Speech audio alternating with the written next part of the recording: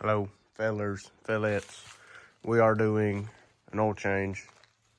I was going to do oil and transmission, but my father bought the wrong transmission fluid when he went out.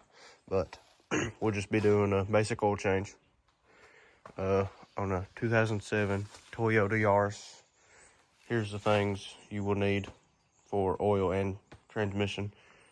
You will need an oil filter, pretty obviously. This is the kind you need.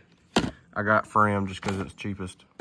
Whatever oil, honestly, your opinion. I don't know what it calls for. I might say it here.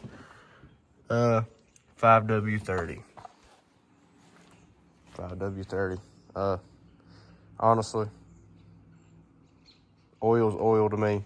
As long as it ain't like really cheap, it works. But you do want stuff with zinc in it. You need zinc in your oil. It's good for your motors. Anyways, so stuff you'll need. Simply ratchet. In this case, I got a 1/2-inch ratchet. For your transmission, you'll need a 10mm Allen plug, whatever, and a 14mm socket. Then you get your car up however you're getting it up, with jack stand or ramps. And then obviously if you're using ramps or jack stands, you always got to have a little safety. You chalk it, you chuck it, however you want to say it. Don't really matter. But let's get into it. So we are up under the car. This is your, oh my goodness, my dog. This is your oil pan.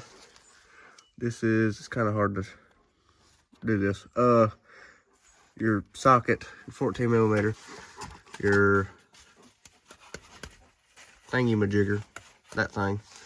And right over here on the right side, this will be the driver's side, is your transmission with the Allen plug thing, the 10mm. So basically, common sense, break that free, 14mm, get you catch can, stick it under there, undo your oil filter.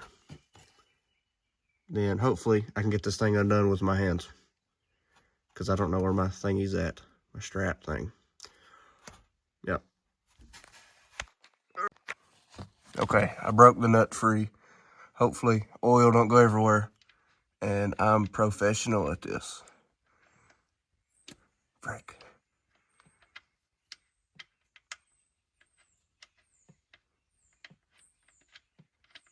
Get out of there.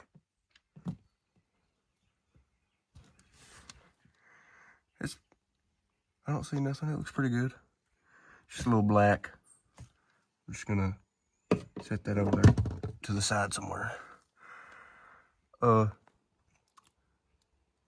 little brown looking. It's probably good for it, but you can see what it looks like on my fingers. It needed changed. It was due for an oil change. It's kind of uncomfortable, so yeah.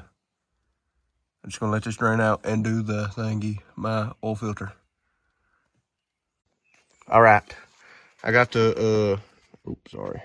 I got the, oh my goodness, the oil filter loose, because I'm just such a brute with my hands. I'm gonna make a mess doing this. We're gonna let that drain for a second. I'm honestly so surprised I got that off my hands. It was like barely turning, and it barely turned. Probably good for it.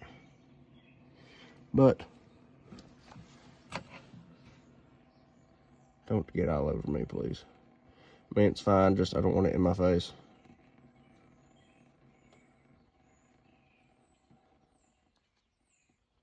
So professional.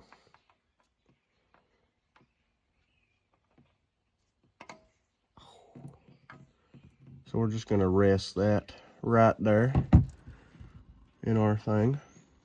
Looks pretty good, honestly. The oil looks pretty. It needed to change. It was due for a change. Probably said that about 20 times already. But we're gonna get this other oil filter out after I get this all off my head. I can't put my phone up. I can't put my hand over the camera. Hold on. So you're gonna get your new oil filter. Same number. Wait, freaking retard. Of course it's gonna be the same number.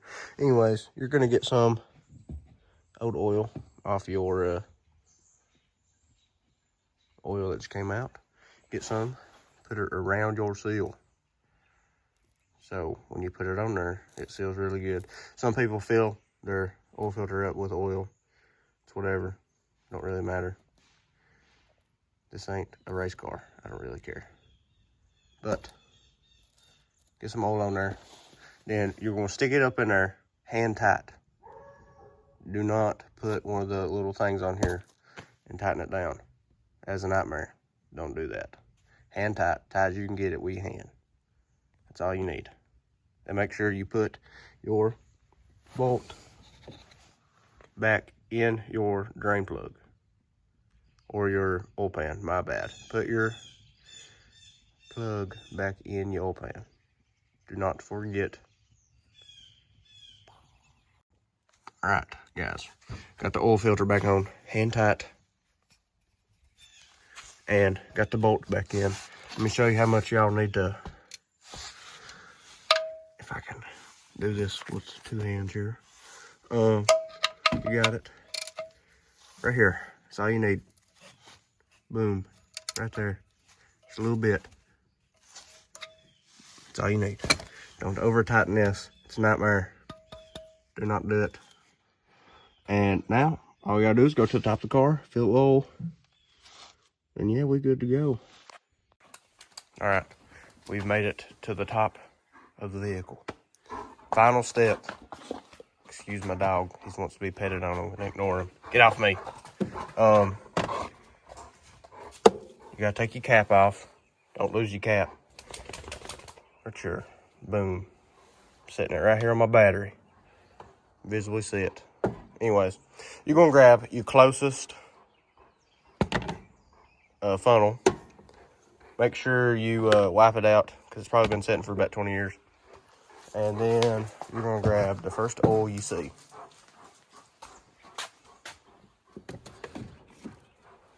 Mobil 1, 5W30.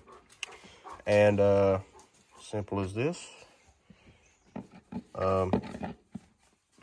Then you pour your oil in there. Boom. Y'all know it. Anyways, so I'm going to look up how much I need to put in here because honestly, I do not know.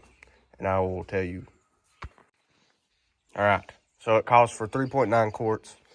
We'll see about that. So I'm going to pour 3.9 quarts in here. Check it. If it needs more, it needs more. And I'm going to start it, let it run a bit, then check it again. But let's put the quarts in here first. All right, guys. So roughly, I bought 3.9 quarts. So then you're gonna pull your dipstick. I'm gonna get oil everywhere doing this. I've already did it, but so you're gonna look for the glare. It's gonna be very hard to see, especially the stupid dipstick that's yellow. I don't know who made it yellow, but anyways, we are on the line. You probably can't tell because my camera sucks, but we are on the line of full. Because I am so good at this. Get in there. Anyways. Then you're just going to back your car off or unjack your car. Start it. Let it idle for about, I don't know, 20 seconds, 30 seconds. Enough to gain fuel pressure. Cut it off. Check it again. And hope to God you still got oil in there. If you don't, there's a problem. You don't know what you're doing. Anyways. Yep. Alright, guys. Okay. Okay, Gunner. Yeah, attention-seeking dog. Watch this. Always gets a German Shepherd right here. Hold on. Get. There we go. Oh, behind the ears. Anyways. Oh, leave me alone. I'm so professional that when I went to go back it off the ramps, I left the chuck behind it. And then I was like, after I took the chuck out, I was like, bro, why is it not moving? I had the handbrake on. But guess what? My brake sucked so bad, I still went backwards though. But check your oil again. I ain't checked it yet. I ran it. I backed it off. Good enough for it to build oil pressure. So the key thing to do, I'm telling you, key thing to do when you start it, floor it. Floor it. Healthy for your motor. I'm kidding, guys. Don't do that. So you're going to grab your rag. Come over here. Pull the dipstick. Check it. Then wipe it with your rag. Always wipe it with your rag. And put it back down there. Check it again. See where you're at. If you need to add or remove oil. It is not good to have too much oil in your engine. It will put stress on your motor and wear down your internals. I'm going to check it, and I will show y'all. All right. I kind of forgot to show you my dipstick, but it did have oil in it. It was a little above the low line. We want a little more in it. So, simple as this. Put more in it. Yeah. And I will show you in a second where it's supposed to be at. Okay. So, I put a little bit in it. Dog, get back. Anyways, you're going to pull your dipstick out. Check it. And you want it. My phone's not going to focus because it's just so great. You can't freaking see nothing. Hold on. Let me try to get it right here. Oh, yeah, you can see now. You want it in between full and low. You don't want it too low and you don't want it too full. If it's at the full, you got too much oil in your car.